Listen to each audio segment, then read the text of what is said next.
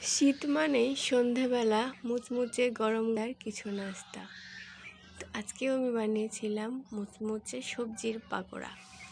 তো আমি এখানে পাকোড়া বানানোর জন্য বরবটি, কাঁচা পেঁয়াজ, আলু, ফুলকপি, মটরশুঁটি, আর এখানে আছে পটল আর একটু সামান্য পরিমাণ শিম। তো সবগুলোকে একসাথে মাখিয়ে নিব।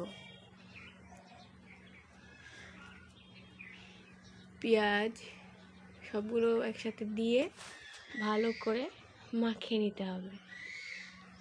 এটা কম বেশি সবার বাড়িতেই বানানো হয় আশা করি, বিশেষ করে শীতের মৌসুমে।